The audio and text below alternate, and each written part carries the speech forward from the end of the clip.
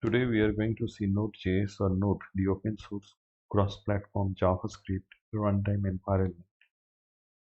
We know that Node is in its 13th year and has the stable version released, the version 18.9.1 on 23rd September. From October 22nd, this will be under long-term support. So here we can see the Node.js, which is already installed. We can see the terminal window, which is showing the version information 18.9.1. If we click the node.js and open the file location, we'll see the command prompt.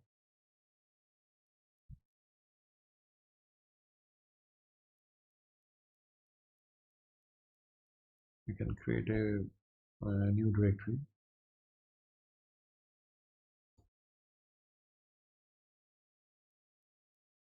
And change the directory. So here we'll try to save a JavaScript file. You can open a text editor and paste some code which will be displayed. So this particular message will be displayed in the browser. We can save it. So it should be saved here, and it since it is a JavaScript file, the type should be all files. We can write file name, and it should be the .js extension. So we have saved it. Now we'll call that file. We can write node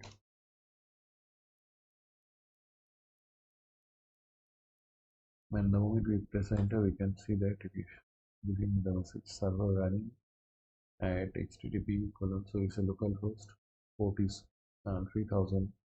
We can open it in our browser. We can type http:// so it is already showing.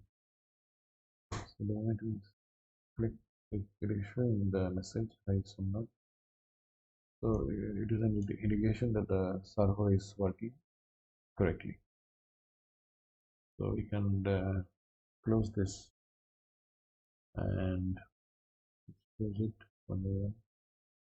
Close this one and come out of the terminal window also.